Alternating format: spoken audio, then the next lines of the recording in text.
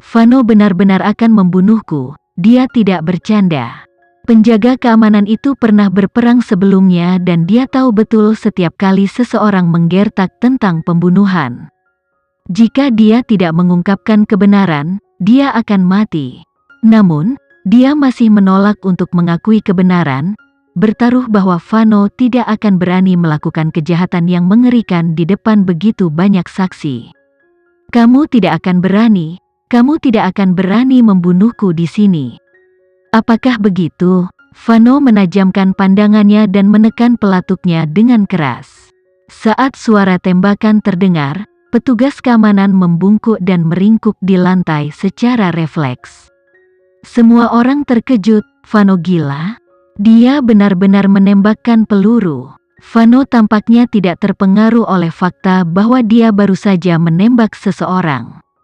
Keamanan yang nyaris lolos dari kematian berkeringat dingin. Jika dia tidak menghindar pada menit terakhir, dia akan mati. Vano benar-benar akan membunuhnya. Kenapa kamu bersembunyi? Pistol itu menunjuk ke arahnya lagi. Vano memelototinya dengan mata tanpa emosi dan bibirnya melengkung membentuk senyum iblis. Kata-katanya disengaja dan lambat, tetapi setiap kata-katanya membuat semua orang merinding. Jika kamu begitu takut mati, maka aku bisa membuatmu tetap hidup, namun orang lain harus menderita atas namamu. Aku yakin kamu punya keluarga kan? Mengapa kita tidak mulai dengan mereka? Aku akan melakukannya. Pastikan penderitaan akan menghabiskan hidup mereka. Orang tuamu harus mengumpulkan mayat anak-anak mereka karena aku akan mulai dengan melenyapkan saudara-saudaramu. Akhirnya, aku akan membuatmu tetap hidup untuk melihat orang tuamu menderita, dan setiap derita mereka adalah karenamu. Jadi, jika kamu masih menolak untuk mengatakan yang sebenarnya, kamu tidak hanya akan merugikan diri sendiri tetapi juga semua orang yang kamu sayangi. Jangan berpikir aku tidak akan memenuhi kata-kataku. Jika sesuatu terjadi pada wanitaku, kamu bisa mulai bersiap untuk membeli peti mati dalam jumlah besar. Keamanan melebarkan matanya ketakutan. Vano ini menakutkan dan gila. Dia telah kehilangan akal sehatnya. Hanya karena aku menolak untuk mengatakan yang sebenarnya, dia akan membuat keluargaku menderita. Lagi pula, ini adalah rumah presiden. Dari mana dia menemukan nyali untuk melakukan ini di depan presiden? Vano menakutkan seperti utusan dari neraka, tetapi dia akhirnya menyampaikan maksudnya. Demikian, dia tidak akan berhenti. Satpam itu sebenarnya punya hati nurani, tapi dibungkam oleh rasa takut. Dia tidak berani mengungkapkan kebenaran, tetapi karena dia diancam demikian oleh Vano, tekadnya pecah. Bunuh saja aku sekarang, hal ini tidak ada hubungannya dengan keluargaku. Ini semua salahku, aku telah mengecewakan Nona Kinan. Nona Selsi memerintahkanku untuk membawa Nona Kinan kepadanya karena dia ingin membicarakan sesuatu dengannya secara pribadi.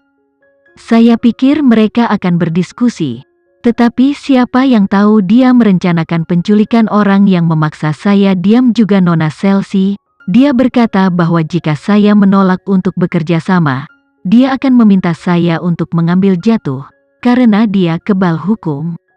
Aku tahu aku telah melakukan kesalahan, jadi hukumlah aku, tetapi tinggalkan keluargaku yang tidak bersalah dari ini. Pengakuan tiba-tiba penjaga keamanan mengejutkan semua orang. Nyonya Presiden berteriak, "Apa katamu, Cesi yang menculik Kinan?" Presiden juga sama terkejutnya. Penjaga keamanan mengangguk saat dia hancur berantakan. Dia tahu dia telah membuat musuh dari keluarga Dharma Wangsa dan Gustama. Hidupnya telah berakhir. Ya, itu dia. Vano tersenyum dingin. Dia berbalik untuk melihat Nyonya Presiden. Nyonya, kalau begitu saya hanya bisa berharap Anda membawa Kinan kembali dengan selamat. Nyonya Presiden sangat marah melebihi kata-kata. Dia tidak berpikir Selsi akan membungkuk ke tingkat seperti itu. Aku akan menuntut agar dia segera melepaskan Kinan. Jika dia benar-benar pelakunya, aku tidak akan melindunginya. Satu-satunya hal yang saya inginkan adalah agar Kinan kembali dengan selamat. Nyonya, saya akan mengikuti Anda.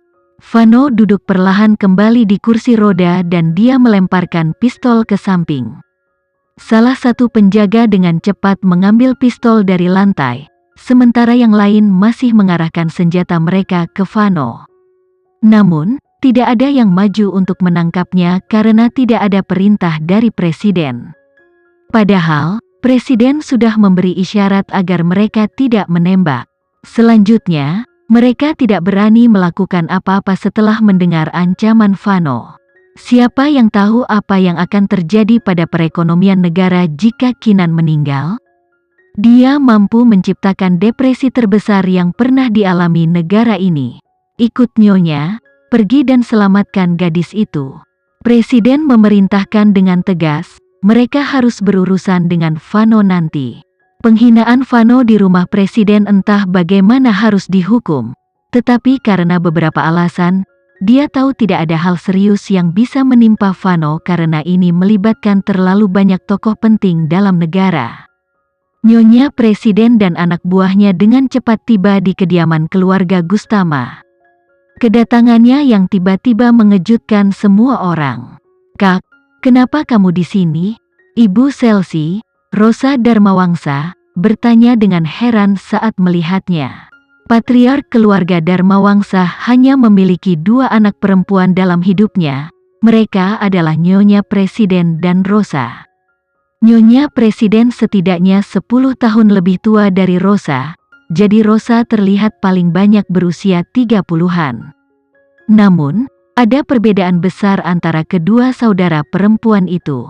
Ibu Presiden lahir dengan berkah rahmat dan keindahan. Rosa tidak bisa menahan lilin di hadapannya.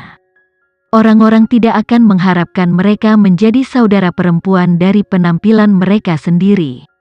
Bahkan Vano terkejut saat melihat Rosa. Dia tidak menyangka para suster akan terlihat sangat berbeda. Namun, Nyonya Presiden selalu menyayangi adik perempuannya ini. Namun kali ini, bahkan menghadapi Rosa, wajahnya tanpa ekspresi. Dia bertanya dengan dingin, "Di mana Selsi?" Mata Rosa melompat melihat sejumlah besar penjaga di belakang mereka. Dia bisa membaca situasinya dan bertanya dengan hati-hati, "Kak, ada apa? Apakah Selsi melakukan sesuatu yang membuatmu tidak bahagia? Di mana dia?" Nyonya Presiden mengulangi dengan dingin. Rosa tahu dia harus datang untuk sesuatu yang serius. "Kurasa dia tidur di lantai atas di kamarnya. Bawa dia ke sini." Nyonya Presiden memerintahkan salah satu pelayan. Tentu saja, pelayan itu tidak akan berani menolak. Rosa langsung gugup. "Kak, kesalahan macam apa yang dilakukan Selsiku sehingga kamu begitu marah? Kamu sudah tahu bahwa dia masih muda, dia pasti membuat beberapa kesalahan yang ceroboh, jadi kamu tidak boleh terlalu keras padanya." Nyonya Presiden berkata dengan rasa sakit yang jelas, "Jika aku tidak bersikap tegas padanya sekarang, maka dia akan menghancurkan dirinya sendiri." "Mengapa?" Jantung Rosa berdetak kencang, kecemasannya meningkat secara drastis. "Kesalahan macam apa yang dilakukan Selsi?" Kedengarannya sangat serius. "Bibi, kenapa kamu di sini?" Selsi berlari menuruni tangga dengan gembira sambil menatap penasaran pada pria di kursi roda itu. Namun, ketika dia bertemu matanya yang tanpa kehangatan, dia menggigil tak terkendali. Pria itu terlihat seperti Vano. Aku pernah melihatnya di TV. Setelah dia mengenalinya, perasaan buruk muncul di hatinya. Mungkinkah penculikan itu telah terungkap? Nyonya Presiden melihatnya dan menuntut dengan marah. "Aku di sini untuk bertanya kepadamu, kemana kamu telah membawa Kinan? Cepat beri kami lokasinya sekarang." Itu benar-benar terungkap. Selsi goyah sebentar sebelum menenangkan dirinya. Dia berkedip polos dan berkata, "Bibi, apa yang kamu bicarakan? Aku tidak mengerti. Bagaimana aku berhubungan dengan hilangnya Kinan?" Sekian dulu ya video kali ini, kita lanjutkan lagi videonya di lain waktu. Oh iya, bagaimana menurut kalian? Semoga bisa sedikit menghibur kalian semua.